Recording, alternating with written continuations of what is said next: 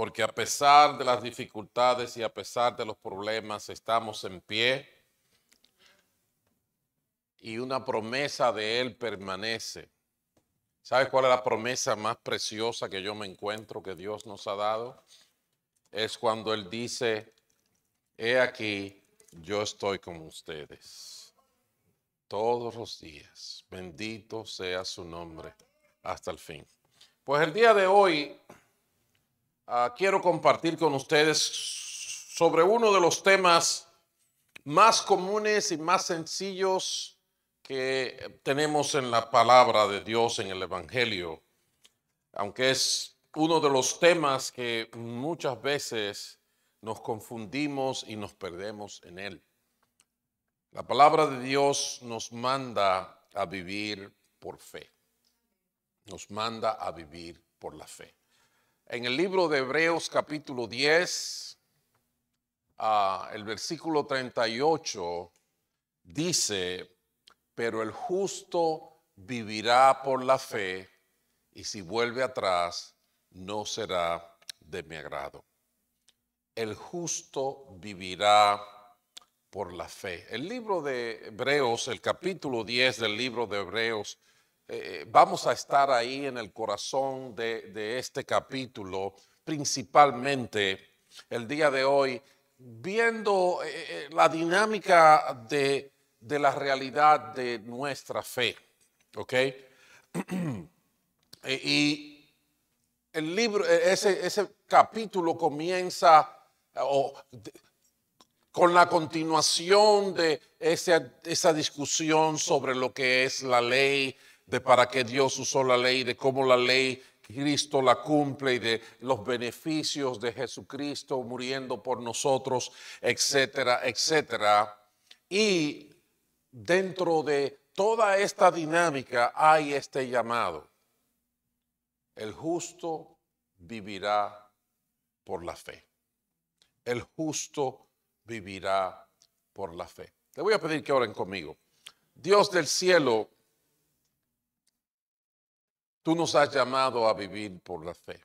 Tú dijiste que sin fe es imposible agradarte, porque es necesario que tengamos esta conciencia de tu realidad, de que tú existes, y no solamente de que existes, sino que te importa cada uno de nosotros, que tú recompensas al que te busca.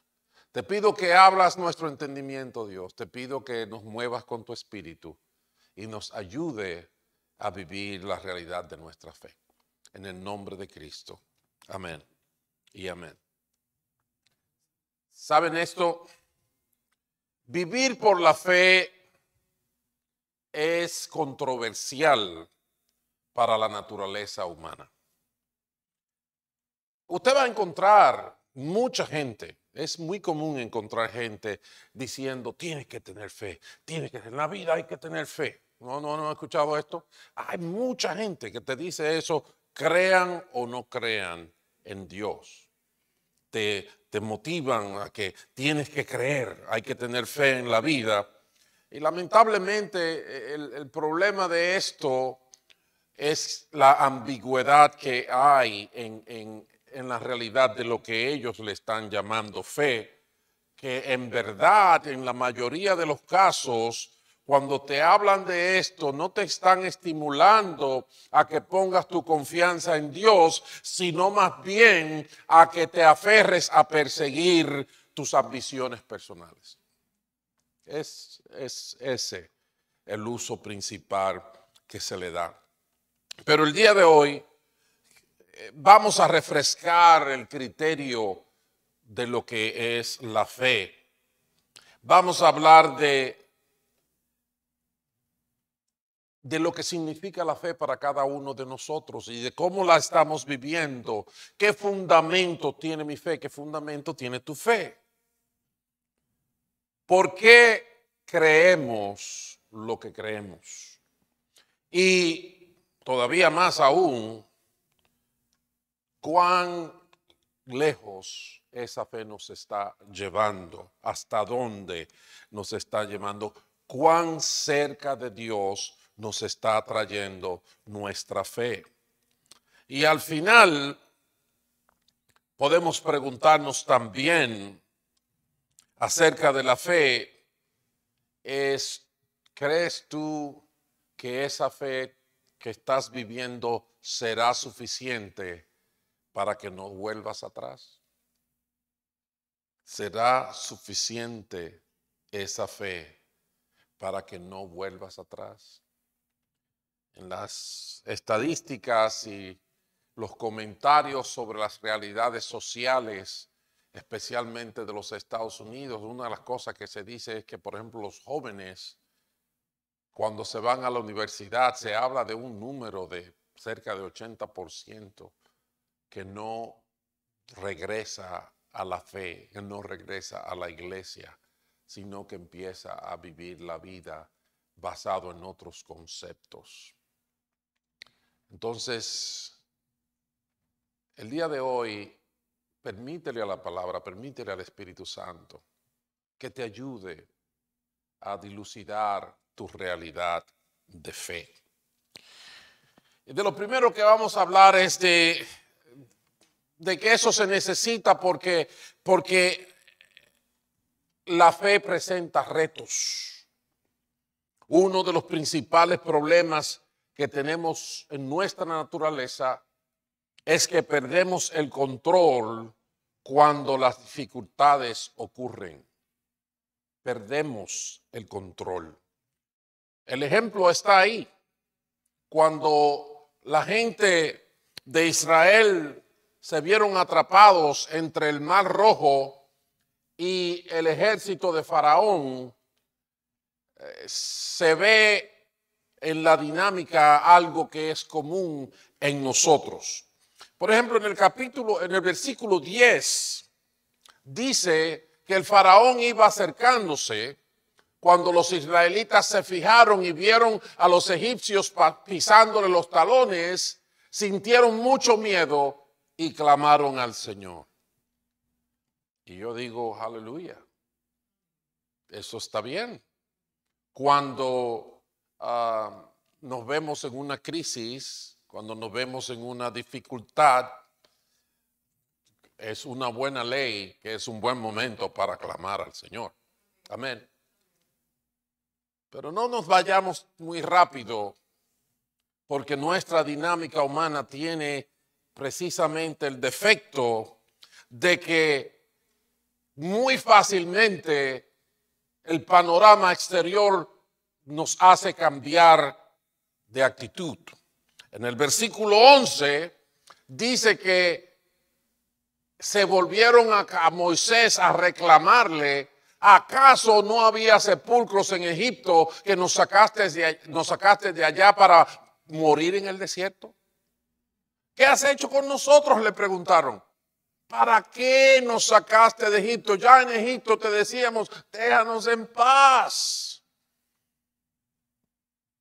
Oh, ¿qué pasó? Estaban clamando a Dios, pero no pasó un versículo cuando estaban acabando con el pobre Moisés, que era el enviado de Dios. Preferimos servir a los egipcios. Mejor nos hubiera sido servir a los egipcios que morir en el desierto. ¿Qué estás viendo ahí? Algo que es muy natural en la dinámica humana con respecto a la fe, y es que el efecto de lo que ven nuestros ojos es más significativo que la esperanza que tenemos en Dios. Hay un refrán por ahí que dicen que no es lo mismo llamar al diablo que verlo llegar. Y en ese sentido nosotros tenemos ese problema, mientras, como el corito dice, alabar a Dios, cuando en la vida todo va bien, qué bueno es. Alabar a Dios cuando en la vida no hay problemas, qué cosa buena. Pero ¿y qué hay de los quebrantos? ¿Qué hay de las dificultades? ¿Qué hay de los problemas? El efecto de las circunstancias y de lo que sus ojos veían lamentablemente fue más poderoso que la confianza que tenían en el Dios que los estaba rescatando. Ellos entendían que la realidad de Dios estaba sometida a la experiencia del momento, y eso nos pasa a muchos de nosotros. Su confianza estaba enganchada de las circunstancias. Y en ese momento, por supuesto, no eran favorables. Necesitamos tener un claro concepto de la fe si nuestra fe nos va a ayudar a vencer en las dificultades de la vida. Necesitamos aclarar. Y este capítulo 10 y el capítulo 11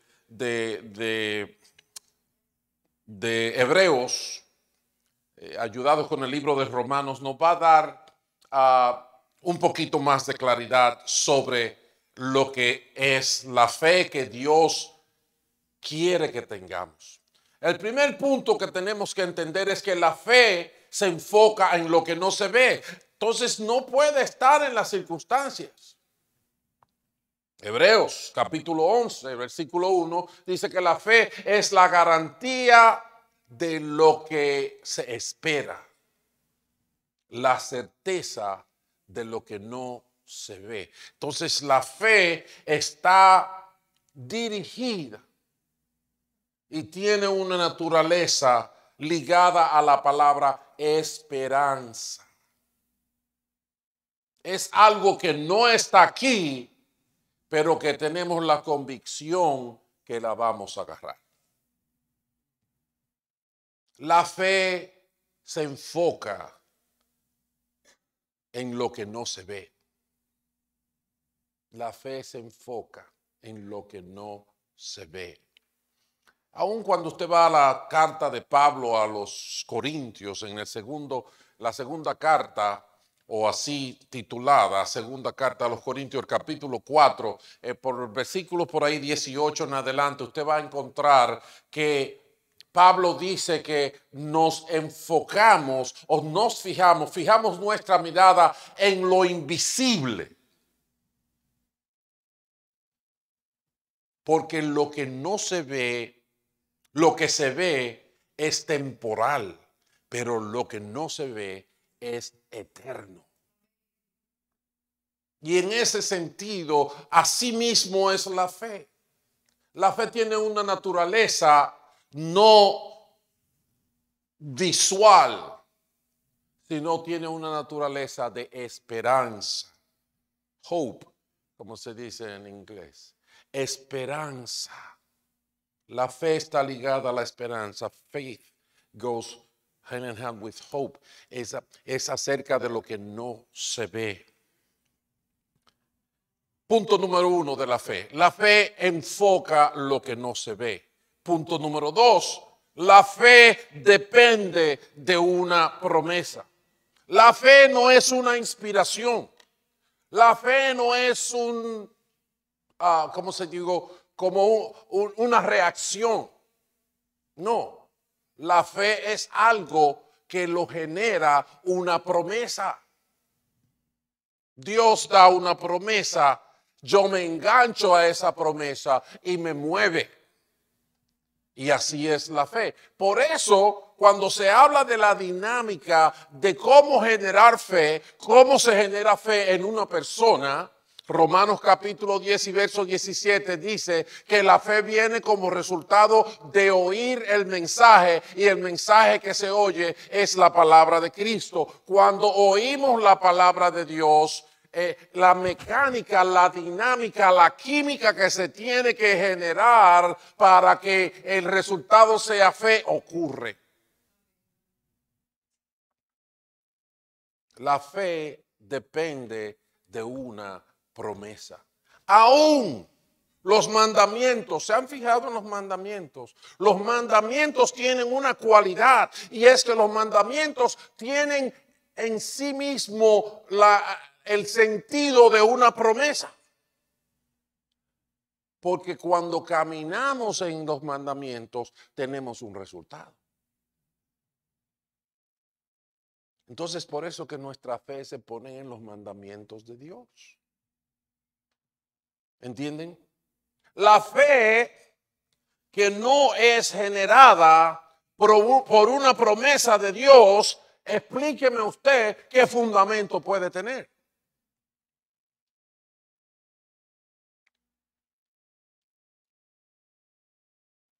Yo sé que muchos tenemos fe en los billetes que tenemos en el banco,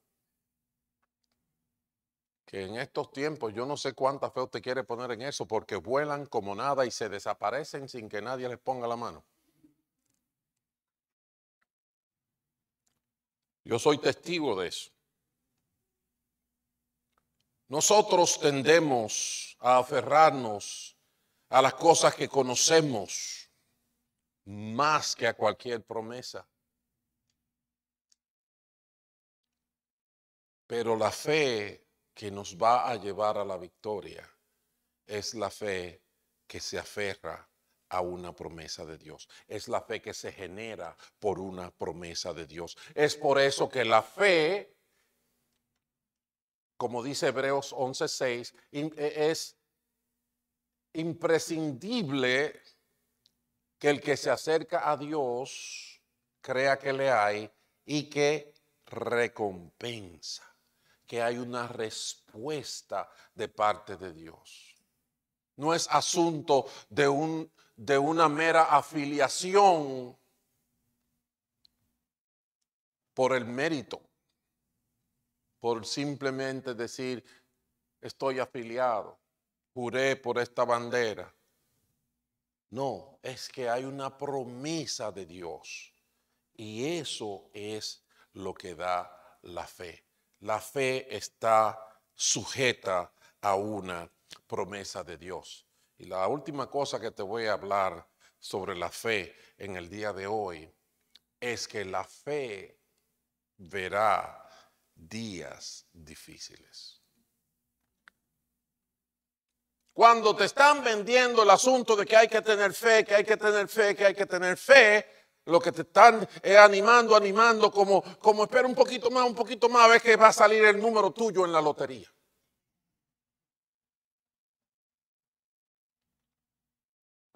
Pero la fe de la que estamos hablando, la fe que viene por el Evangelio, la fe que viene por una promesa de Dios, la fe que está en la esperanza de aquello que no se ve, esa fe nos hace pasar por días difíciles. Si no, pregúntale al Señor Jesucristo, pregúntale a Pedro, pregúntale a Pablo y pregúntale a todos los que quieras preguntarle. La fe nos va a llevar a través de días difíciles. Fíjense lo que le dice ahí mismo en Hebreos capítulo 10. Dice, recuerden aquellos días pasados cuando ustedes, después de haber sido iluminados, o sea, cuando vinieron al conocimiento de Dios, ¿qué pasó? Sostuvieron una dura lucha y soportaron mucho sufrimiento. Unas veces se vieron expuestos públicamente al insulto y a la persecución, otras veces se solidarizaron con los que eran tratados de igual manera. Ellos vinieron a la fe, vinieron al conocimiento de Dios y hay mucha gente que predica, eso es lo que tú necesitas y de ahí se acaban los problemas. Bueno, es lo que tú necesitas, pero que se acaben los problemas, esa es una versión equivocada. Usted nada más tiene que irse al libro de los Hechos. Capítulo 13. Pablo y Bernabé son llamados por el Espíritu Santo para ir a predicar y a llevar la palabra, a sanar enfermos, a libertar cautivos, a hacer el bien con el Evangelio. Desde la primera ciudad que entraron, ahí empezaron a tener problemas. Y se iban para la otra y también. Y se iban para la otra y ahí también. Revisen la historia Vayan a Hechos 13, vean el capítulo 14 en Éfeso, en todos esos sitios donde iban caminando. Problemas y problemas y problemas. La fe de que estamos hablando es una fe que no se apaga por los problemas, sino que al contrario va a generar las fuerzas que necesitamos para seguir adelante.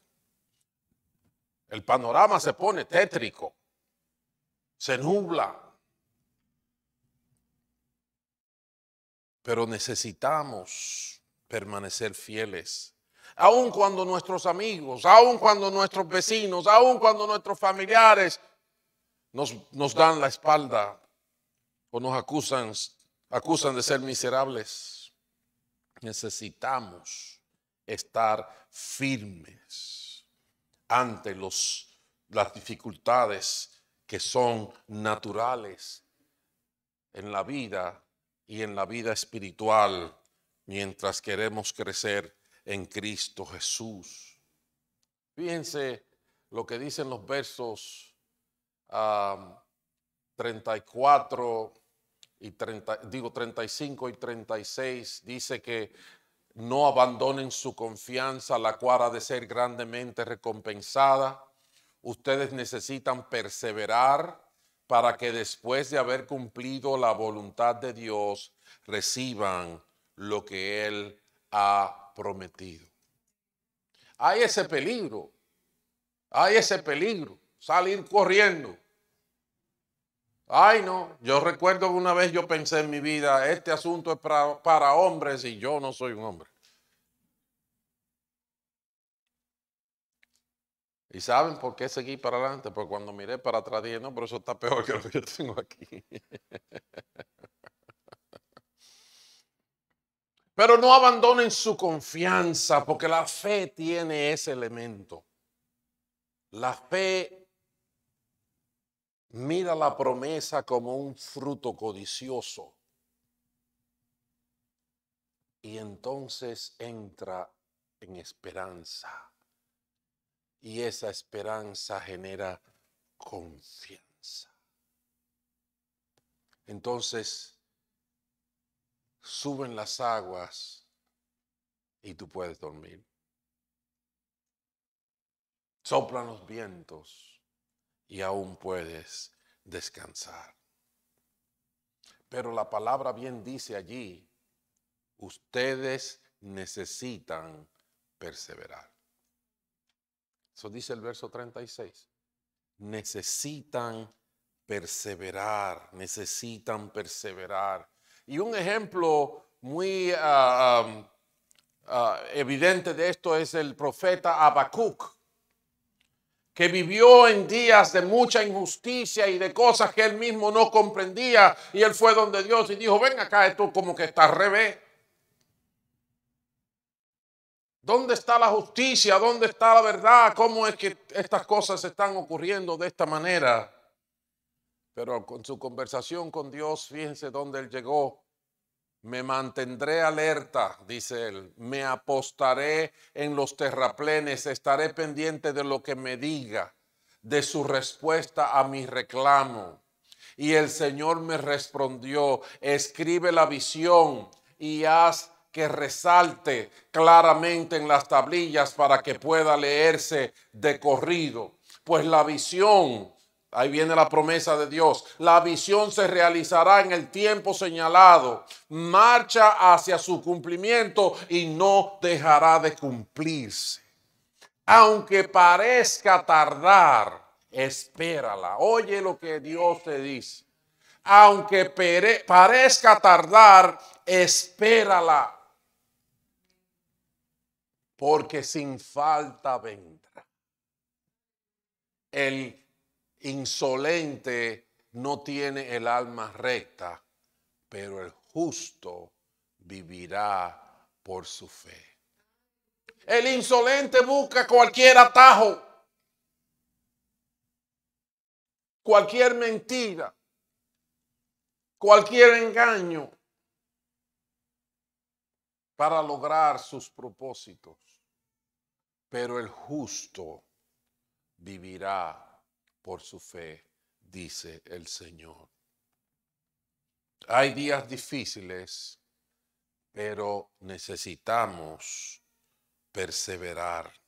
Nuestra carrera no es acerca de guerra o paz, no es acerca de abundancia o de escasez, no es acerca de ser pocos o de ser muchos, pero nuestra carrera se trata de la palabra del Dios Todopoderoso, de la promesa de aquel que nos hizo para su gloria. Son sus promesas, son sus mandamientos, en lo que generan la leña que enciende ese fuego que nos hace vibrar y que nos hace caminar hacia adelante. Es acerca de confiar en Él aún a riesgo de nuestras vidas. Y por eso necesitamos pararnos en nuestros dos pies y perseverar. Necesitamos perseverar. Y la pregunta es entonces, ¿cómo podemos perseverar? ¿Qué dice la palabra de perseverar? Y yo me voy a confinar a ese capítulo 10 de Hebreos para buscar la respuesta de qué cosas necesitamos para perseverar. Piénsalo ahí por un ratito para ti mismo. ¿Cuál es mi estrategia para perseverar y no echar para atrás? What's my strategy so I can keep going forward and not go back? Think about it.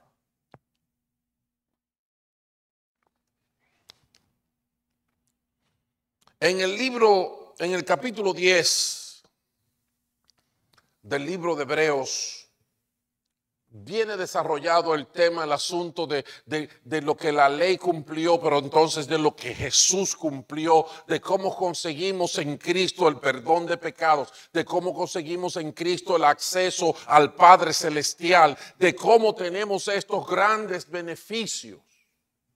Y después que habla de eso, a nivel del versículo 19, dice, por lo tanto, hermanos, por lo tanto, y empieza a dar consejos. Y ahí encontré yo 4 consejos que necesitamos para perseverar. 4 consejos. ¿Cómo podemos perseverar? Punto número 1. En el versículo 22 dice, acerquémonos pues a Dios con corazón sincero y con plena seguridad que da la fe, interiormente purificados de una conciencia culpable y los cuerpos lavados con agua pura. Punto número 1, acerquémonos a Dios. Oh sí, oh sí. La clave de éxito no es buscar la iglesia que tiene un coro más grande. No es buscarse un mejor carro. No es tenerla llena de jóvenes. No es una que tenga mucho dinero. No. La clave para perseverar comienza con Dios. Acercarnos a Dios. Jesucristo murió para construir el puente de acceso al Padre. Cuando Él murió, dice la palabra que el velo del templo se rasgó en 2. ¿Y cuál es el significado de esto? Bueno, si te pones a pensar, de acuerdo a la ley, estaba establecido que lo que estaba detrás del velo era donde se manifestaba la presencia misma de Dios y nadie podía entrar al lugar santísimo, que así se llamaba. Solamente el sacerdote una vez al año, después de hacer sacrificios para la limpieza de sus pecados. y entraba ahí amarrado con una soga porque si le daba un patatú, como decimos los dominicanos, allí adentro nadie podía entrar a sacarlo porque el que entraba ahí se moría. Había que jalarlo para afuera. Así estaba de difícil el acceso a Dios. Pero cuando Jesucristo murió en la cruz, el velo del templo se rasgó en dos. Y por eso dice, acerquémonos con confianza al trono de la gracia. Y aquí nos repite, acerquémonos pues a Dios con corazón sincero.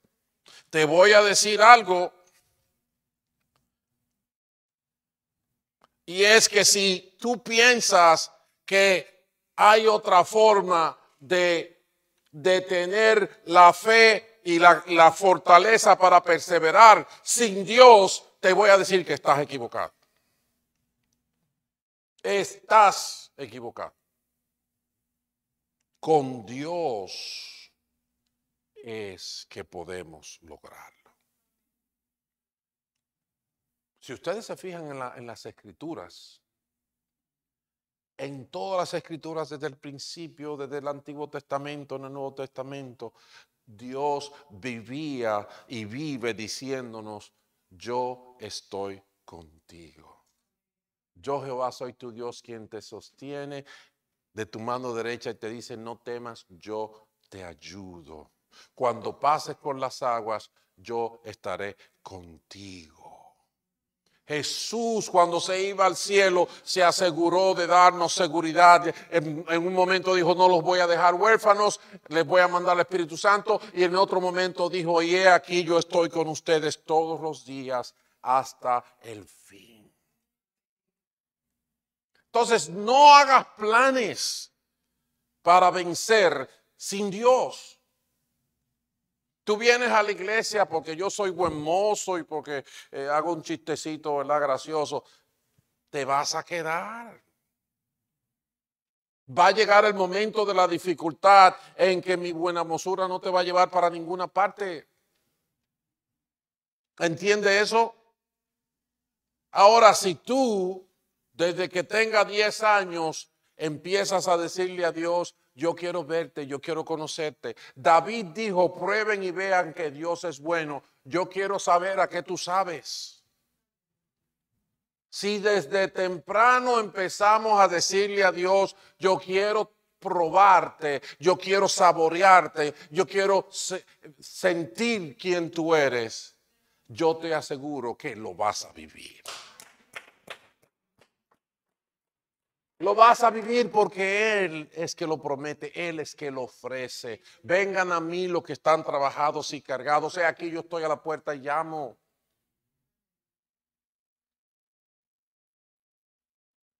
Así que yo puedo tener un club social muy interesante aquí. Terminamos ahorita a jugar dominós y billar y la cosa, ¿verdad? Y el can y hasta nos bebemos unos traguitos, lo que ustedes quieran. Ponemos una musiquita ahí, Juan Luis Guerra. Jesús me dijo.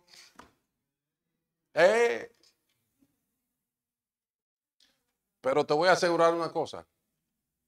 Cuando entre la dificultad, si no hay Dios, se acaba todo. Si no hay Dios, se acaba todo. Todo se pierde, todo se tranca, todo se imposibilita. Así que punto número 1 para perseverar es que hay que buscar a Dios, mis hermanos. Por eso yo le digo muchas veces, cuando usted venga aquí, si no encuentra a Dios, váyase para otro sitio hasta que lo encuentre. Váyase para otro sitio. Porque el resto, usted lo encuentra donde quiera. Y quizás mejor.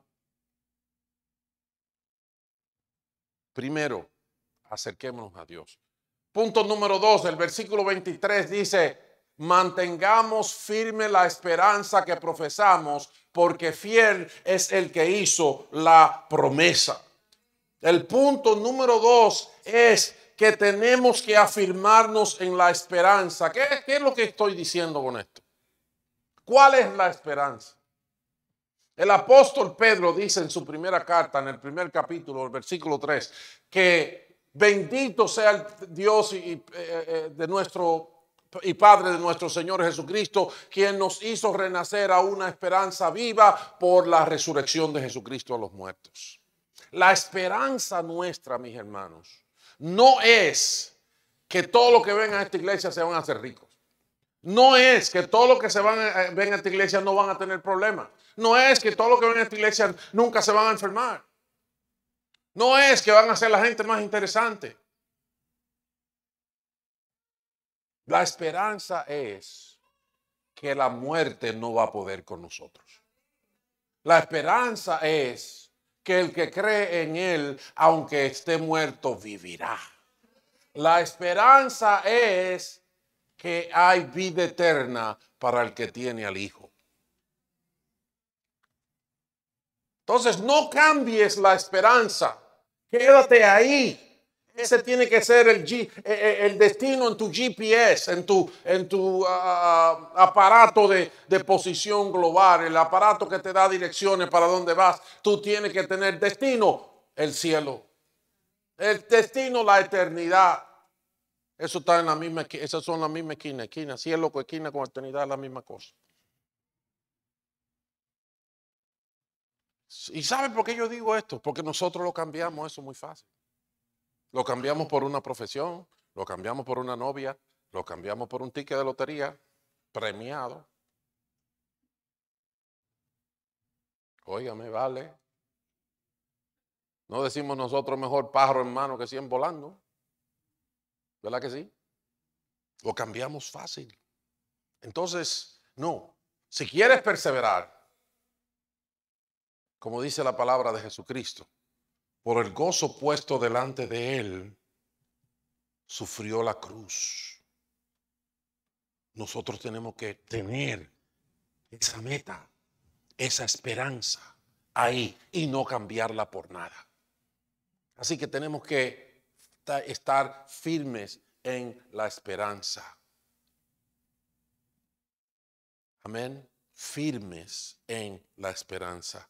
Yo les he dicho que para perseverar hay que acercarse a Dios. Número 2, afirmarse en la esperanza. Y número 3, tenemos que ayudarnos unos a otros. Mira lo que dice la palabra. Preocupémonos los unos por los otros a fin de estimularnos al amor y a las buenas obras. De repente te enteras de que Dios te ha mandado recursos para ayudarte, para que no te aloques y para que no te eches para atrás. ¿Y dónde están esos recursos? Sentado al lado tuyo, sentado alante tuyo, sentado detrás de ti.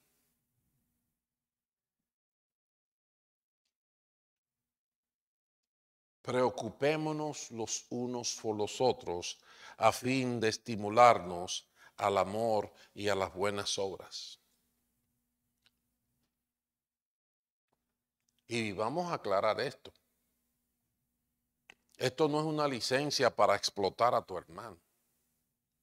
Porque habemos muchos que venimos a la iglesia y venimos a la iglesia porque ahí me tienen que dar, me tienen que dar, me tienen que dar. Hermano, ahí usted tiene un buen trabajo, ese carro suyo es muy lindo, pero como yo soy su hermano, usted tiene que llevarme en su carro y lléveme para su casa. Ah, pues usted va por el restaurante, pero lléveme, hermano, porque que somos hermanos en Cristo, ¿verdad que sí? Y de repente interpretamos, explotémonos los unos a los otros. Sácale el juguito a tu hermano. Ahí. No, eso no es lo que dice. Lo que dice es lo mismo que dice Primera de Corintios capítulo 12, versículo 7, que dice que a cada uno se le da una manifestación del Espíritu para el beneficio de otros. O sea, no te está llamando a pedir, te está llamando a dar. Anima a tu hermano, asegúrate de que tu hermano también pase la meta final. Eso es lo que dice ahí. Amén. Uno ayuda al otro. nos tenemos que ayudar. Tú tienes una deuda con tu hermano y con tu hermana que Dios la puso. Tenemos que ayudarnos unos a otros. Y de mismo carácter es el último punto que está en el próximo verso 25. Y es que tienes que tomar en serio la necesidad de congregarte. Porque la gente dice, la iglesia, no se necesita iglesia. Yo no tengo que ir a la iglesia para conocer a Dios. Yo no necesito la iglesia para estar con Dios. Eso puede ser verdad, que tú no necesites la iglesia para estar con Dios. Pero para hacer las cosas como Dios manda, necesitas la iglesia. Porque la iglesia no es invento de hombre. La iglesia es el establecimiento de Dios. Y para que se dé el punto número 3, Dios estableció y diseñó que hubiera la congregación. Efesios capítulo 4 dice que en la iglesia Dios provee los ministerios que se necesitan para que tú crezcas, para que tú te desarrolles, para que el cuerpo llegue a la unidad de la fe y el cuerpo logre la obra que el Señor Jesucristo le ha encomendado. No dejemos de congregarnos como acostumbran a hacer algunos, sino animémonos unos a otros y con mayor razón ahora que vemos que aquel día se acerca. Entonces comenzamos por decir que hay que acercarse a Dios y que hay que mantener la esperanza. Pero después los últimos 2 puntos que están ahí incluidos en el capítulo 10 de Hebreos dicen que tú tienes que ayudar a tu hermano, tienes que velar por la salud de tu hermano. Y número 2, que el contexto en que esto ocurre es en la iglesia. ¿Quieres perseverar? ¿Quieres aguantar el fuerte que viene o el fuerte en el que estamos viviendo?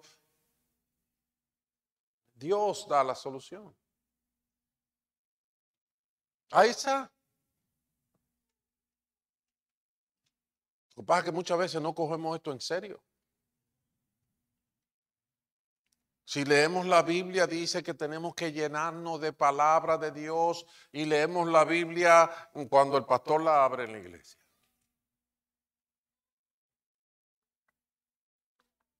¿Cuán en serio estamos tomando lo que Dios nos ha dicho?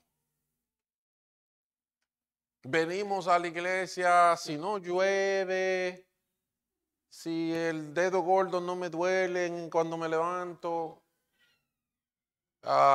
si la última vez que fui, aquella hermana no me dijo tal cosa o me pasó por el lado y no me dijo nada, No, hermanos. Nosotros tenemos que entender la necesidad de Dios que tenemos. Tenemos que entender que tenemos que fijar el norte en la esperanza de la vida eterna. Nosotros tenemos que entender que Dios te dio hermanos y algunos no son tan atractivos, porque no todos son buen mozo como el pastor. Algunos no son tan atractivos, algunos nos dan dolores de cabeza.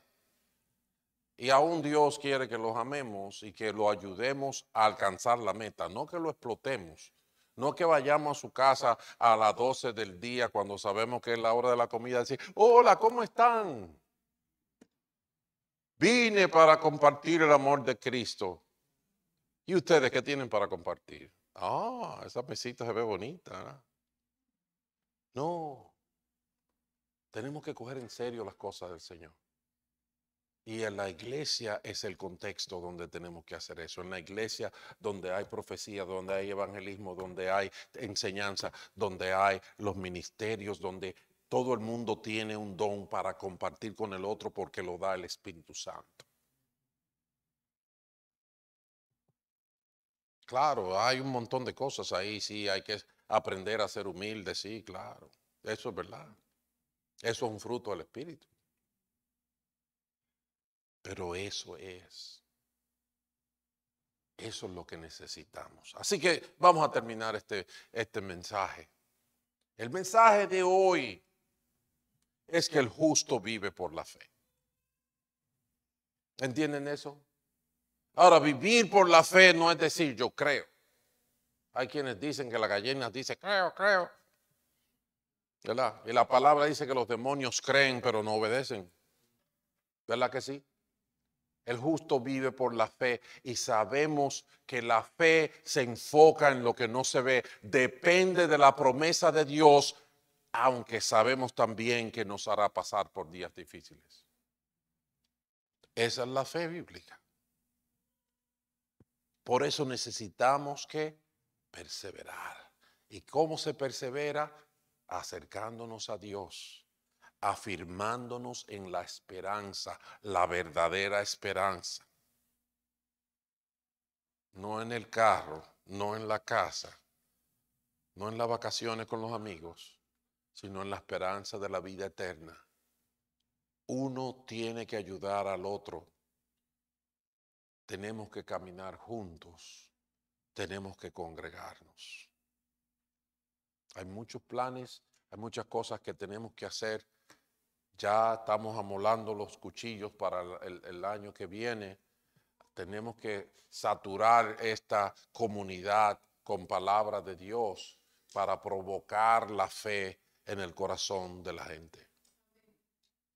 Tenemos que estar dispuestos, pero así es que se persevera. Bien, hace como no sé cuánto, unos años, 4 años, 5 años, que Dios me dio una palabra, la compartí con ustedes. Y es que decía